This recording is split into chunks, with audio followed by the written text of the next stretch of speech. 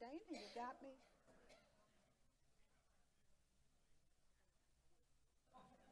You're right.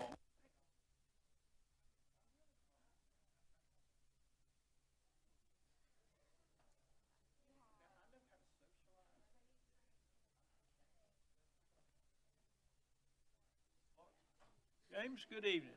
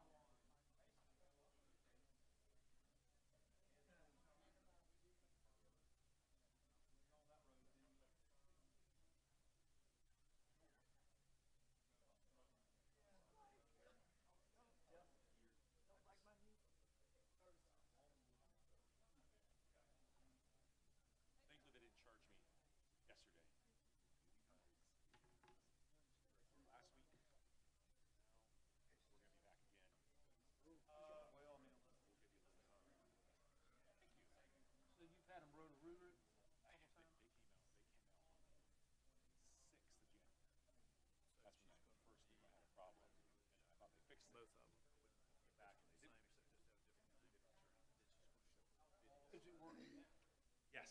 We're being very diligent. Yeah, don't push your.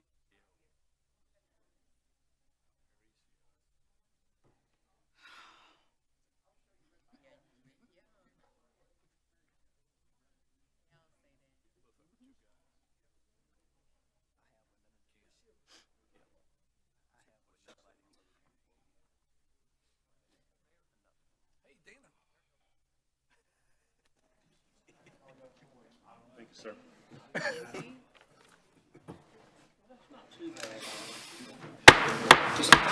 Good evening, everyone. I'm Alan Jones, Mayor of Winston-Salem. It's my honor to call to order this meeting of the Winston-Salem City Council here on January the 20th and ask the city clerk to call the roll, please.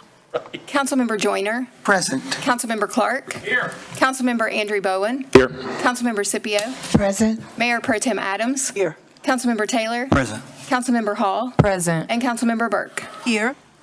Thank you very much. Would you please join the city council with me in a moment of silence?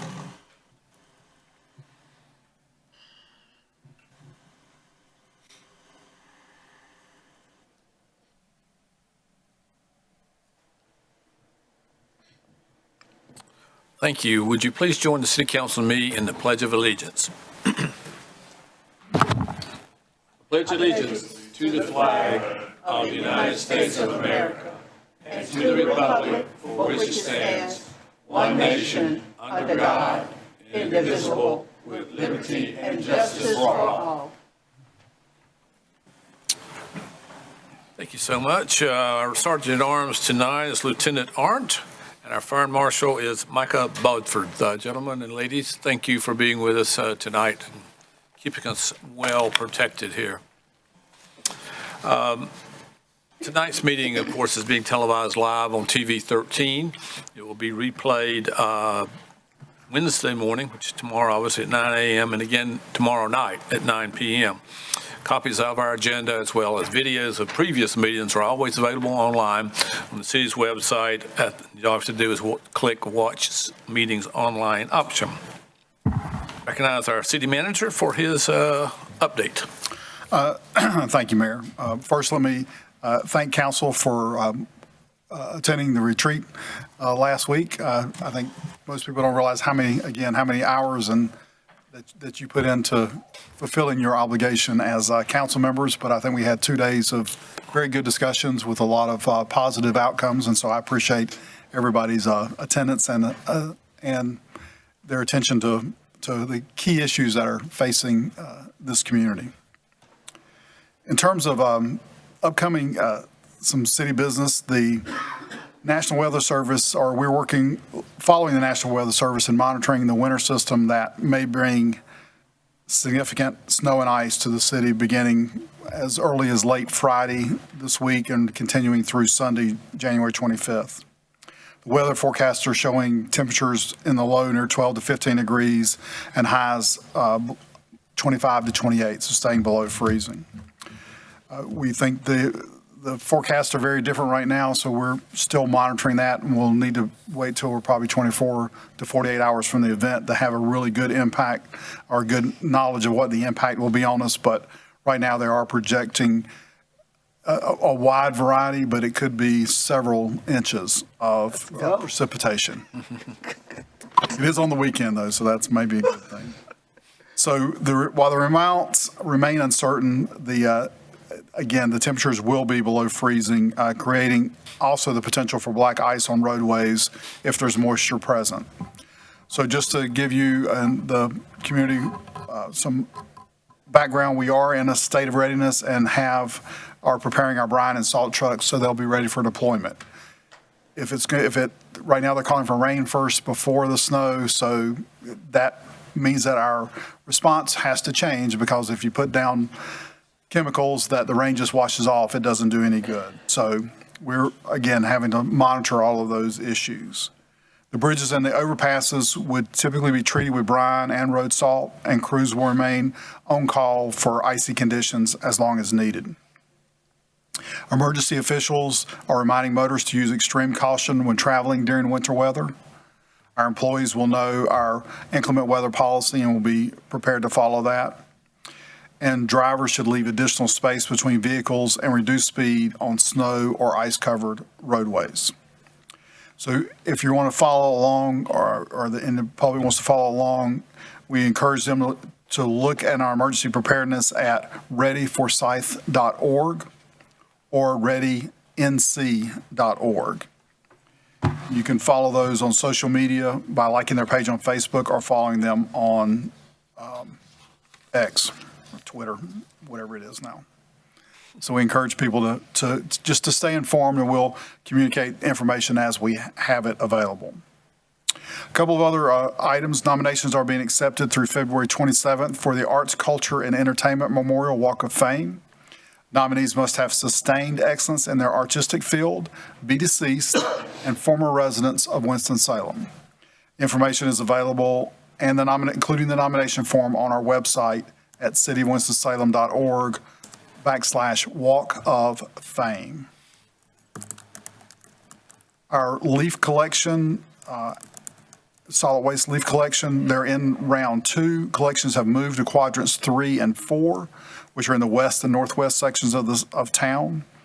And so once these areas have been completed, round 3 and the final rounds will be quadrants 1 and 2. If it snows, we will not be doing leaf collection during the snow event. As has been widely reported, we are experiencing a shortage of pennies due to the stopping of minting of those. So there are a variety of processes we put in place to deal with that. We'll allow people to use pennies for exact change if they have them, and if they can't, then we'll do a rounding as we typically have done.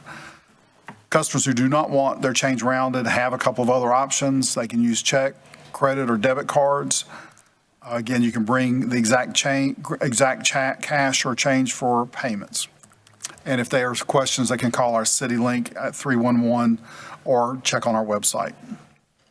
The Office of Sustainability is accepting nominations for people who lead the way in making Winston-Salem more sustainable. So they have awards for Young Leader of the Year for someone 18 and under, Resident of the Year, Green Initiative of the Year, and Organization of the Year. And there's a variety of categories that they're looking for: energy reduction, renewable, wildlife preservation, native plants, waste reduction or management, quality of life improvement, water conservation, and mitigating pollution. Nomination forms can be found on the website, and the winners will be honored at the Piedmont Environmental Alliance Fair on April 18th this year. You received a report on the grounds, and just one bit of good news. Through this quarter, they're showing that they've spent about 90% of the project budget that has been allocated to them on that project. So they're making good progress on all of the infrastructure that is the money that came from the state through the city to them. In terms of a couple of events that are coming up, just as a reminder, January 30th through February 1st, the Cookout Clash returns to Bowman Gray Stadium. And so we're hoping for much better weather next weekend than we might have this weekend. Recreation and Parks is excited to formally invite the public to visit Bellevue Community Center on Tuesday, February 17th from 5:30 to 7:30 for an open house. And they will have some light refreshments, if that encourages you. There is Pace of the Triad is doing a ribbon cutting on Friday, February 23rd at 11 a.m. And we will be doing Coffee with the City on Tuesday, January 27th, weather permitting, 10 to 2 at Miller Park Community Center. And then finally, there's a Northeast Suburban Area Plan Public Input Meeting on Wednesday, June 28th at 5:30 p.m., which will be at the Forsyth Tech Transportation Technology Center at 4255 Patterson Avenue. And with that, I'll stand ready to answer. Any questions for Mr. Pate? Councilmember Hall. Thank you, Mayor Joines. Manager Pate, for the open house on February the 17th for Bellevue Recreation Center, did you say that was at 2? From 5:30 to 7:30 p.m. Oh, okay, I was way off. 5:30 to 7:30. Thank you. To 7:30. Okay, That's why thanks. we do these. We make sure everybody's informed. Other questions? All right, thank you very much, Mr. Pate. We do have a couple of honorariums. I recognize City Clerk to read those. Item H1, honoring 2026 Dr. Martin Luther King Jr. Young Dreamers Award recipients, Victor Aparicio and Corey McCann.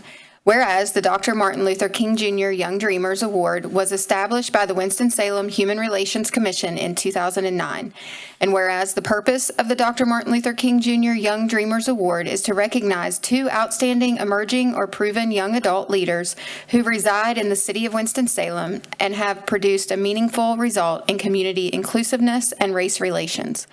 And whereas the goal of the Dr. Martin Luther King Jr. Young Dreamers Award is to encourage young adults to participate in philanthropic, altruistic community involvement, reflecting the spirit in which Dr. Martin Luther King Jr. lived and encouraged others to live.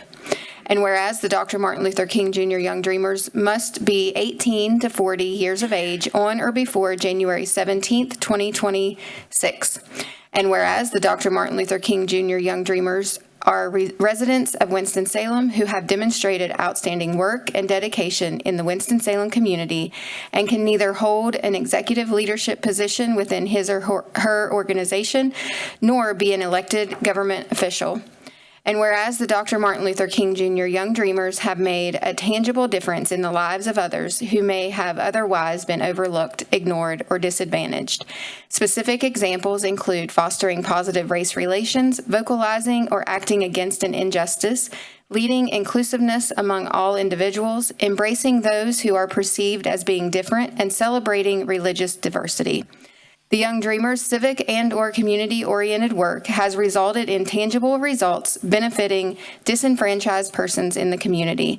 Now, therefore, be it resolved that Victor Aparicio and Corey McCann are recognized and honored as the 2026 Dr. Martin Luther King Jr. Young Dreamers in the city of Winston-Salem, dated the 20th day of January 2026. There's, I believe, a video that you're going to show, Jamie.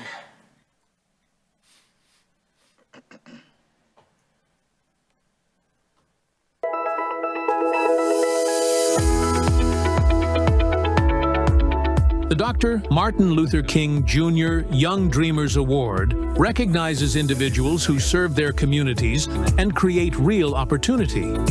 One of this year's recipients is Victor Aparicio. Victor is a community leader and social entrepreneur, expanding economic opportunities for the Latino community in Winston-Salem. He has mentored over 350 Latino entrepreneurs, helping them access training, funding, and support. Through Through the Exponde Business Program and a multicultural community center he co-founded, Victor helps families start businesses, build stability, and feel supported. Victor Aparicio embodies Dr. King's vision by creating pathways for opportunities and empowering others to rise.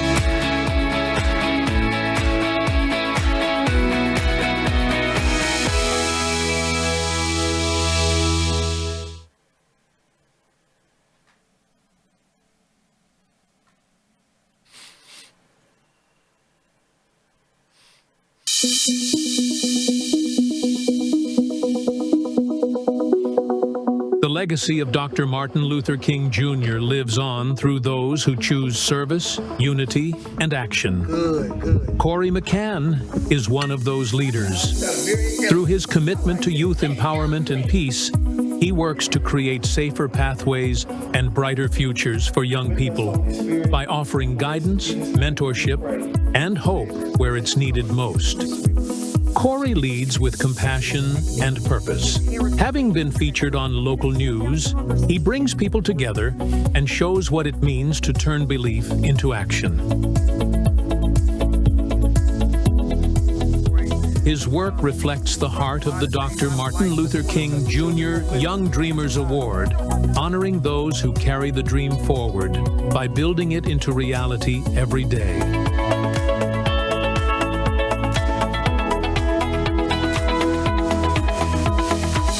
Is there a motion to approve both of these resolutions? So moved. Second. Motion by Councilmember Taylor, second by Councilmember Scipio. All those in favor of the motion, please say aye. Aye. Anyone opposed, no, and that is unanimous. Mayor Pro Tem Adams is going to present those. If the two recipients would please come up to the podium, please.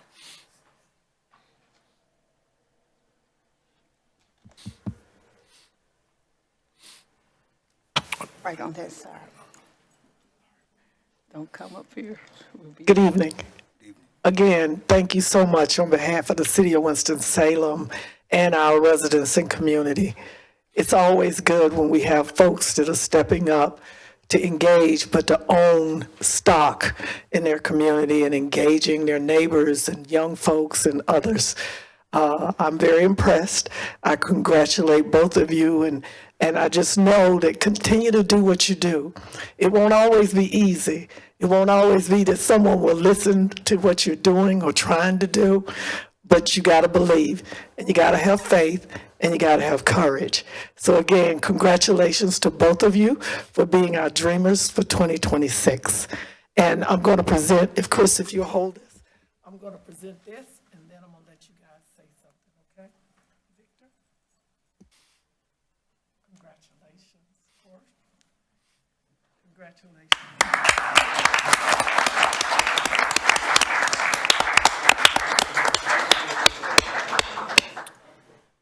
It's your moment in the sun. Go ahead. Good evening. Good evening. To all council members and all attendees here today, and to my family, to my beautiful little daughter, Kimmy, my son, Chase, my fiance, Adelia, giving all honor and glory to my Lord and Savior, Jesus Christ, first and foremost. Per usual, I have a whole lot to say, but I'll just leave it at this one quote by the great Reverend Dr. Martin Luther King Jr., who once stated that if a man is called to be a street sweeper, let him sweep the streets as Beethoven composed music, as Picasso painted portraits, and as Shakespeare wrote poetry, so that when that same street sweeper lays down, the heavenly host can say, here laid a great street sweeper who did his job well. So I would encourage any and all future leaders and recipients, just continue to do the work. Your work matters. It doesn't matter how luxurious it looks. It doesn't matter how great it may look or how great it may not look into the human eye. Just do the work because it matters. And so I just want to say thank you all for this award. I'm honored, I'm humbled, and I'm blessed to be here and to be a recipient. So thank you all. Appreciate you all. Thank you.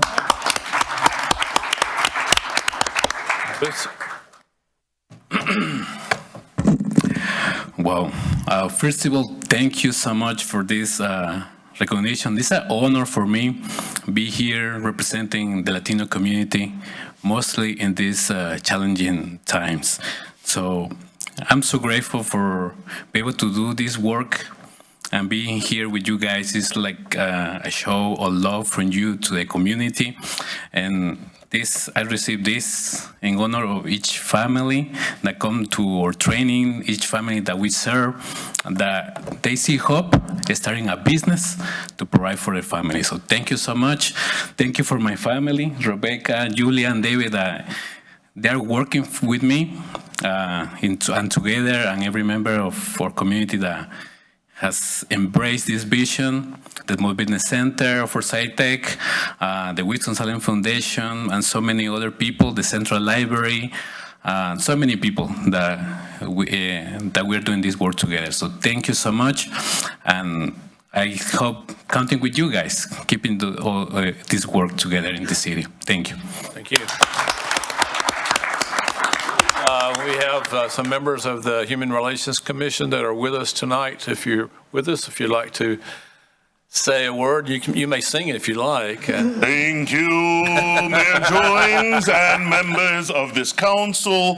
Thank you very much. Good evening. My name is Jason McKinney. I serve as chair of the Human Relations Commission here in Winston-Salem. The commission is proud to present the Dr. Martin Luther King Jr. Human Relations Award. This award honors individuals who reflect Dr. King's legacy through service and action that advance fairness, opportunity, and community connection here in Winston-Salem. Our recipients, as you have mentioned, are Victor Aparicio and Corey McCann. They were also recognized at the Winston-Salem Chronicle's MLK Breakfast. And Victor Aparicio is a community leader and a social entrepreneur, expanding economic opportunity for Latino entrepreneurs through mentorship, education, and access to resources. Corey McCann, as you mentioned, founder of Rally Up Winston-Salem, is dedicated to youth empowerment and violence prevention, creating positive pathways and strengthening community trust. Because of these reasons, the Human Relations Commission of Winston-Salem is proud to award this award for the Martin Luther King Jr. Young Dreamers Award to Corey McCann and Victor Aparicio.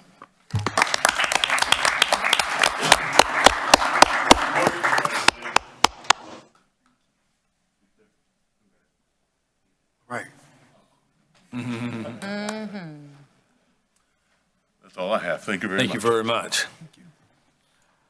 Speaking of Martin Luther King, I wanted today and weekend, I wanted to recognize we had over 100 city employees who volunteered for the Day of Giving work all across the city of Winston-Salem. I went by and City Manager Pate and others were there. All of our ACMs were serving pizza that day. So I appreciate all their hard work there. And then I certainly want to recognize the fact that our own council member, Scott Andre Bowen, was recognized by the Ministers' Conference of Winston-Salem vicinity on Sunday afternoon for his work as a community leader. So Scott, congratulations to you for that award. Okay. We'll now go to the consent agenda. Of course, as you know, in our regular agenda, consent agenda is considered first. Items on this agenda have been unanimously approved by a committee of the City Council or are being submitted in accordance with established city procedure. There'll be no discussion on the items on this agenda unless a council member so requests, in which event we will remove it from the consent agenda and consider that item individually. Items not removed will be enacted as one motion. Council members, are there any items you wish to remove from the consent agenda? I move for approval of the consent agenda. Second. Motion by Mayor Pro Tem Adams, second by Councilmember Hall. We'll do a voice vote. All those in favor of the motion, please indicate by saying aye. Aye. Anyone opposed, no, and that is unanimous. We'll now go to the general agenda, which is comprised of 2 public hearings relative to zoning petitions. When these public hearings are called, persons in the council chamber will be given an opportunity to speak. If there's opposition to the public hearing item, the proponents and the opponents will be each given 15 minutes for presentation and then 3 minutes for a rebuttal. If no one wishes to speak, I'll close the public hearing and the City Council will consider the item. By the way, we'll be voting electronically on those items at City Council. May we have item G1, please? Item G1, public hearing and consideration of zoning petition of Parks Family Holdings, LLC, from LB to PBS. Properties located at the southwest intersection of West Walnut Street and South Broad Street, located in the South Ward. Is there anyone in Council Chairman who is opposed to this rezoning? The proponents, Mr. Dickey, is here. If there are any questions, you're opposed to it, sir? I'm hearing impaired. I'm not sure if I'm allowed to speak. Are you opposed to this rezoning? Sorry, I'm extremely. He said, are you opposed to the rezoning that they're doing on that one issue? I have a comment on the rezoning. I own the building across the street, the blue State your building at name the and intersection of Broad record, and Walnut. please. State your name and address for the record. Sorry, Jeremiah Smith, 838 South Broad Street. Okay, thank you. And forgive me if I'm talking too loud too, I can't hear myself. That's all right. My only concern is that that intersection has become a de facto entertainment district. At the very least, a commercial district where we have restaurants, we have bars, and we have coffee shops and things like that.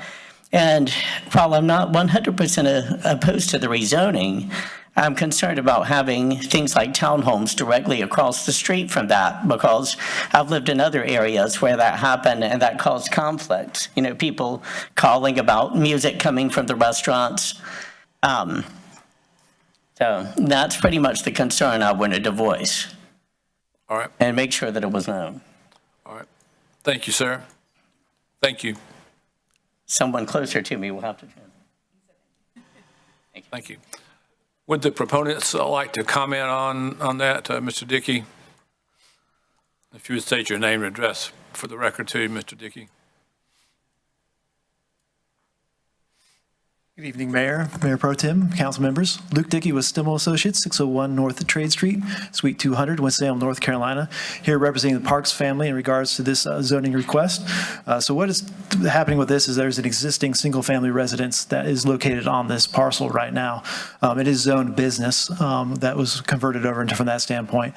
So they're just looking at trying to maximize their ability to develop this and add additional density and housing into the area for the particular reason because of the fact that this is kind of an area that is growing and has the restaurants, it has the office, it's sort of more of a mixed use. So they see that this density would be a good thing to be able to add. So really it's going from really one residential unit right now to 3 is what's being proposed. And I'd be happy to answer any questions that you have in regards to it. Any questions, Mr. Dickey?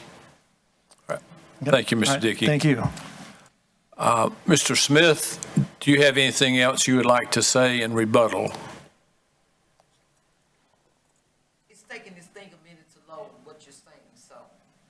It's a bit difficult for me to follow along. I'm using a transcription service, but it doesn't work that well. Correct me if I'm wrong, but has that corner not been vacant for more than several years, long before the restaurants and coffee shops and bars began to open? So I didn't think anyone had been in the house that's currently there for about 10 years. And I do apologize. This isn't the best way for me That's to interact okay. with people. Take your time. I've got about 20% of my hearing.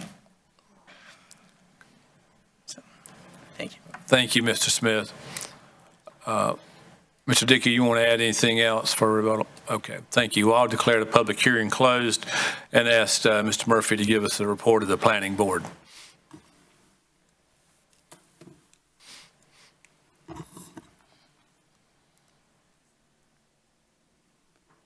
Good evening, Mayor, Mayor Pro Tem, members of council. Yeah, this is a rezoning request to rezone a .23 acre tract at the corner of West Walnut and South Broad from LB to PBS. And it is to have a 3-unit townhome building. This is the subject property shown on the Ford 2045 Growth Management Area Plan. It is located within GMA2 urban neighborhoods, and it is at an intersection that does have a lot of different uses. You've got the property that Mr. Smith owns, which is across Walnut Street, which is actually a legally non-conforming commercial business is actually zoned RS9, but you do have some PBL within the area and a number of retail establishments that have opened over the last several years. But you do have, this is a walkable area. You do have a lot of residential both to the west and to the northeast. So, we see this as a mixed-use area. It is going from LB to PBS, and they are limiting their uses to the residential-type uses.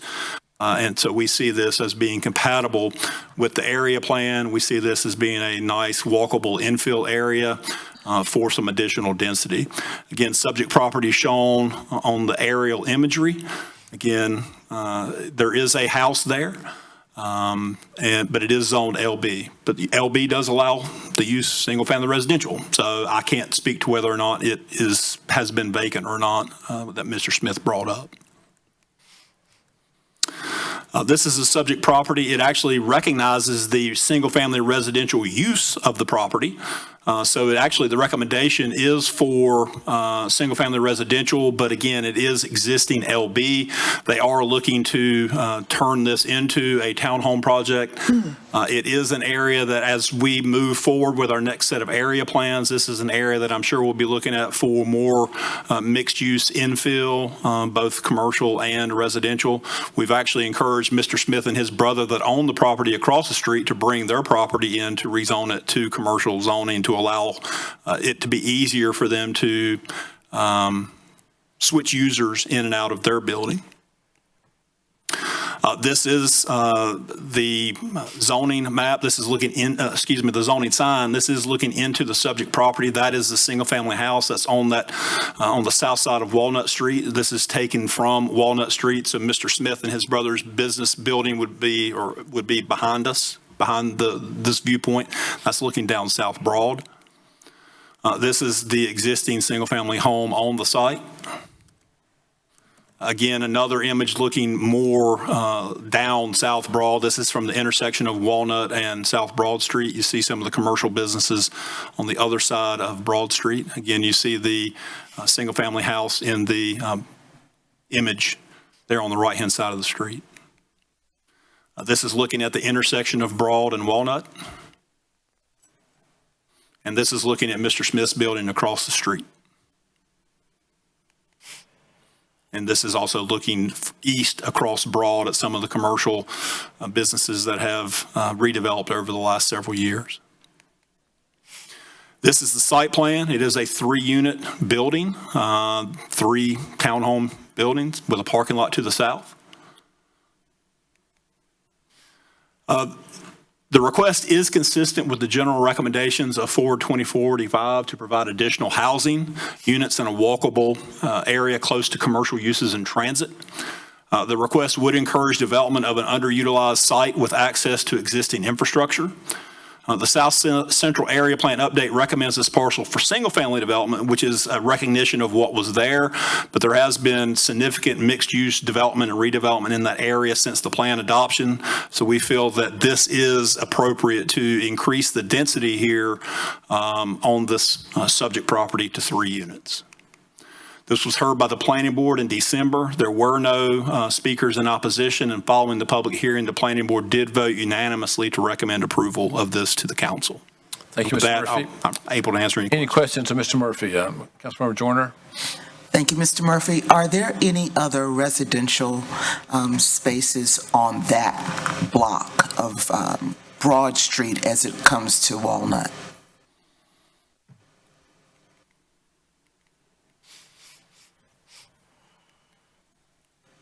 If you go back a couple. There is at least one existing house on the west side. It's zoned LI, but I believe it is currently used as a house. Whenever you look across on the east side of South Broad Street, there are 3 homes and 2 duplexes on the east side of South Broad. Thank you. Councilmember Andrew Bowen?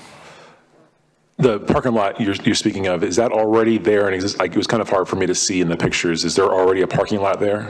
There is not a parking lot, but there is a driveway that does come in. I believe there was an accessory structure, and you have the house. If you, I can't really zoom in, but if you look, there is a driveway in that area. See if there's anything that shows. You can see from that image right there, there is a driveway on the south side of that house, but it's not a parking lot. But again, this is only going to have 6 spaces in it. Okay. Are they going to have to come back for any kind of rezoning for the parking lot, or is this all kind of lumped in there? It's all inclusive. Okay. Thank you. Correct. Mayor Pro Tem Adams? Yes, and maybe, Mr. Murphy, I missed it. The house is going to remain, or it's going to be demolished? This house will be demolished, and they will build a new 3-story building pulled up closer to this corner. Okay, I do know that a lot of those houses are older houses, historical type, and I'm thinking that one is too, but I know the owner has the right to do what they want. But I was just thinking, and Mr. Dickey, I'm just thinking, was there no attempt to try to allow the community to buy the house or a nonprofit to move it? Because I got a friend that lives on Broad. As a matter of fact, you sent her a letter, she called me. But I was just wondering, because when you see houses like this, these are the types of houses that were in the community at that time. And again, I'm just, you notice every time sometimes these properties come to us, and if they have historical, presence, we try to hold on to them. But that's the only reason, Mr. Murphy. A couple things. Obviously, if this were a local historic landmark or was in a local historic district, there would be a 365-day period on a demolition for a house in order to try to facilitate someone moving it. In this context, since it's not in a historic district and it's not a local historic landmark, that's not a tool that we have in our toolbox. Now, that would not preclude the owner from putting out an advertisement and say, hey, if you want this house, you can have it, come get it. To address the concerns of losing history, we actually, if you look at the conditions of approval under the prior to issuance of demolition permits, we actually are requesting that they document the structure in accordance with, they would have to get in touch with our historic resources staff, and we would get documentation that then we would have in a file so that, if this is torn down and not moved, we would have some historical information related to the house. Great. Thank you. Thank you. I would recognize Councilmember Joyner for a motion, if she's ready. Thank you, Mayor. I make a motion to approve the statement of consistency for the approval of this item and W3672. Second? Second by Councilmember Scipio. Any further discussion? If not, all in favor of the motion, please indicate by voting yes. Anyone opposed, vote no.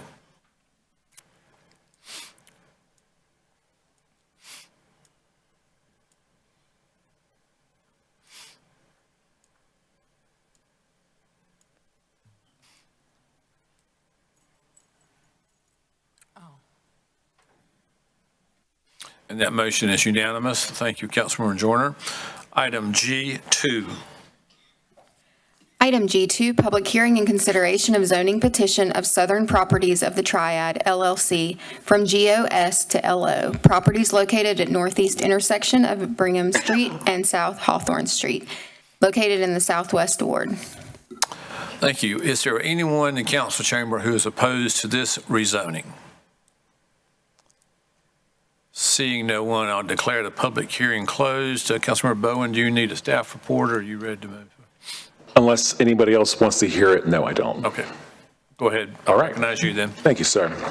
I move for approval of 1, the statement of consistency for the approval of this item, and 2, W-3673. Second? Second by Councilmember Scipio. Any further discussion? If not, all those in favor, please vote yes. Anyone opposed, vote no. That motion is unanimous. Thank you, Councilmember Andy Bowen. All right, we'll now go to the public comment period, which is a time once per month that the City Council and I invite citizens to address us on matters that are germane to city government. When each comment period or each speaker is called, each speaker will be given 3 minutes for a presentation. Would ask that you give your name and address for the record, and ask that you keep your remarks courteous, and we will enforce that if need be. But tonight we have 3 individuals who have signed up to speak. First person is Tara Brown.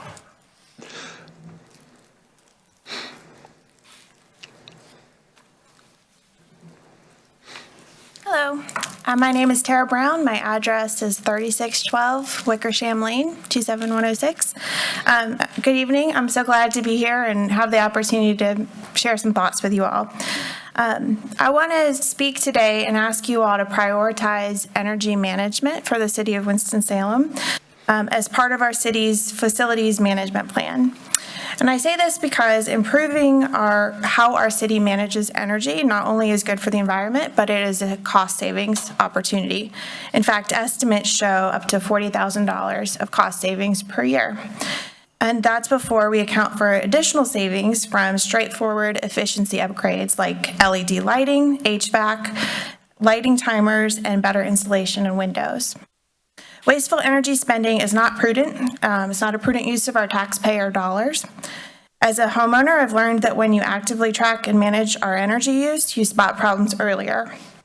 Systems running when buildings are empty, aging equipment, or inefficiencies that quietly drive up costs. Proactive management prevents small issues from becoming expensive emergencies, and the same principle applies to our city's facilities. Better energy management also strengthens our city's resilience. Efficient, well-maintained buildings are more reliable during heat waves and extreme weather, like the weather we're expecting this weekend.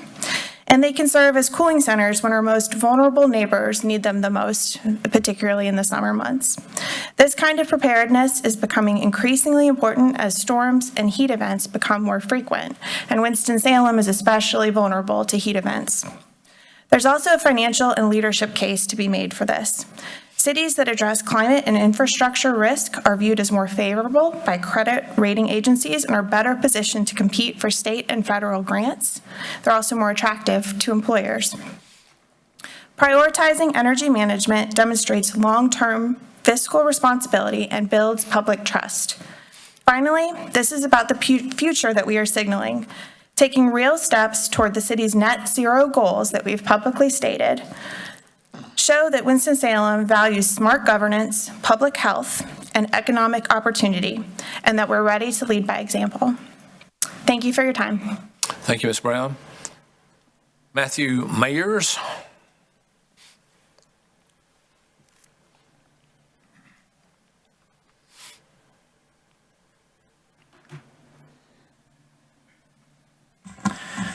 My name is Matthew Mayers. I live at 2844 Wesleyan Lane. Good evening, and thank you for having me this evening.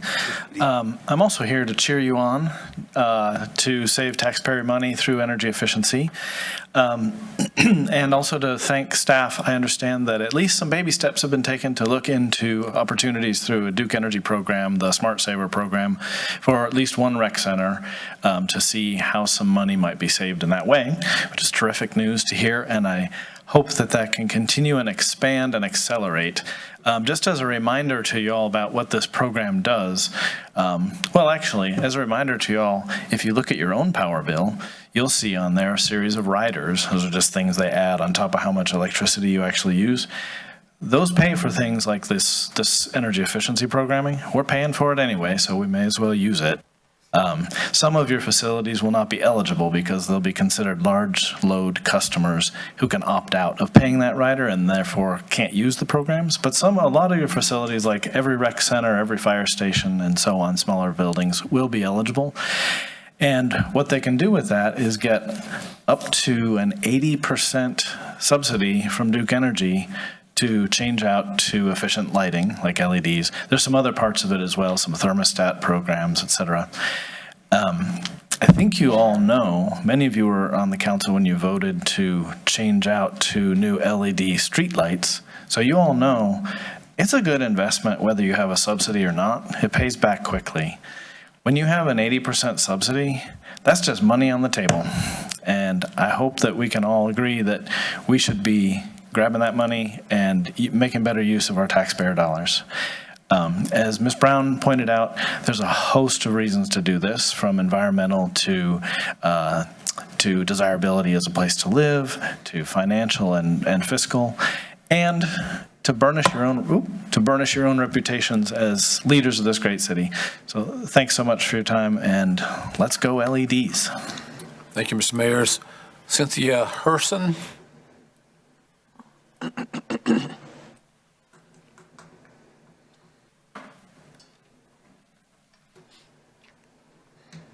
Hi, Cynthia Herson, 1200 Willie Davis Drive. Good evening, Mayor and council members. I'm here on behalf of Christina Handy and her 4 kids. I sent y'all an email. I'm pretty sure y'all got it. Thanks for responding, Scott. Winston-Salem has city-owned lots, abandoned properties, and housing authority partnership. Yet families are still being told their only options is a shelter. The city has the ability to coordinate emergency housing placement, use city-owned property for interim housing, intervene with housing partners to prevent displacement. I need y'all to stop the criminalization of homelessness before it happens. In regards to Christina Handy, a court has already found that equity requires protection. The question tonight is whether the city will act before displacement becomes permanent.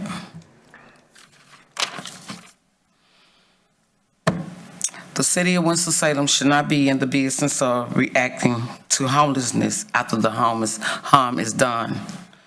We ask you to act now while intervention is still possible.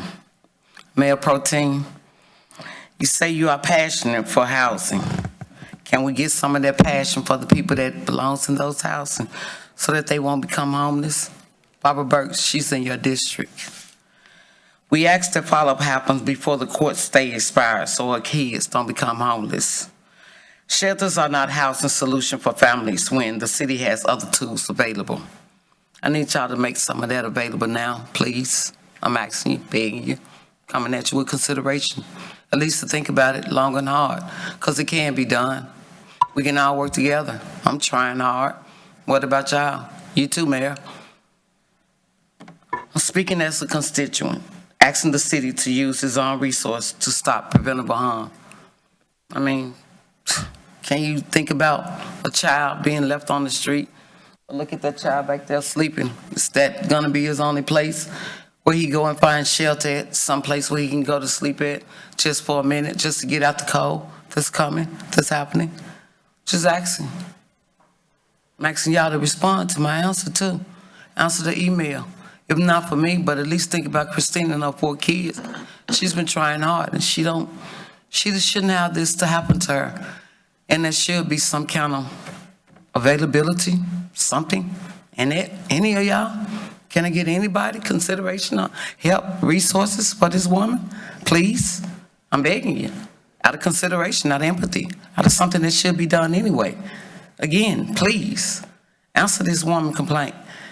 Help this woman, because she is in a position that she didn't put herself in, and the city did. Thank you. Might ask our Assistant City Manager, Ms. Dr. Wright Lanier, if you can maybe follow up with them to see if there's anything we can do to make sure they're getting all the resources available. That's all the individuals who signed up for our public comment period. Are there anyone else who would like to speak during our public? Yes. Olivia Doyle, 215 North Peace Haven. I'm just following up with what Cynthia brought up. I also sent an email akin to hers, and Scott, you also responded. Just to give you an update on the things that you specifically asked about, whether we had reached out to Aspire and whether we had reached out to Legal Aid. Legal Aid has been contacted. Legal Aid did assist on, I believe, one of the court dates, but did not thoroughly advocate for the courts to fully look into the charges that had been brought against Christina as the basis of her eviction. Those charges have since been cleared, but the eviction is still standing, and that's the problem that we're facing right now, is we're trying to get some sort of stay on that eviction, basically to make sure that she's not pushed out of public housing with her children before she has the opportunity to find and secure an alternative housing. Of course, with her current public housing status, if she's got an eviction that's on her record, it makes it infinitely harder for her to get into other public housing, right? Which are options that we've looked into and we've gotten some responses on, but we need that eviction to be cleared, right? As for Aspire, of course, Aspire being the city entity that manages these public housing properties and having the eviction put forth, they are not being extremely cooperative in terms of negotiating with her and helping get this sorted out. So basically, we're coming to the city to ask, can you help communicate with Aspire, maybe push Aspire a little bit to make sure that within this court case, she gets at least a month more time to get into alternative public housing. That would be great. Thanks. Thank you. I'm happy to reach out to them after Lanier and I talk on what she finds out. I'm happy to reach out to Ted over at the Housing Authority. Anyone else? All right, seeing no one, I'll declare a public comment period closed and would enter, was there someone else? Yeah. Oh, yes, ma'am. I don't know what I'm allowed to say and not to say, but I would like to, I'm Christina Handy. I would like for you all to understand that Aspire has been known for bullying their tenants. They have been known for allowing criminal activity to go on. They have been known for just doing things that are not right. And I know somebody should know about these or should see what they're doing to the people in their community, especially people like me, people who don't deserve this. I don't lay around or sit around and do nothing all day. I've actually been working towards doing a lot, and I have urban strategies, the organization that was placed there to help us with relocation services, to help us with job training, which they've done none of that, by the way. A lot of the stuff that I've gotten done, I presented to them myself. And they can attest to all of this. They can attest to who I am, who my family is. The fact that we've never caused a problem in the 8 years that we were there, and for Aspire to do what they did to me, I feel like it should be unlawful. It's not right. It's wrongful. And nobody is doing anything about them. And so many people have died there. So many people have lost their lives. So many mothers have lost their children. Nobody is doing anything about this situation. There's so much drug activity there. That's all I want to say. I don't know if I was supposed to say any of that. Okay. Thank you, Ms. Handy. Appreciate it. All right. Anyone else? All right, well, I'll declare the public comment period closed and would recognize a motion for adjournment. So move. Motion by Mayor Pro Tem, second by Councilmember Hall. All those in favor of adjourning, please say aye. Aye. When opposed, no. We're adjourned. All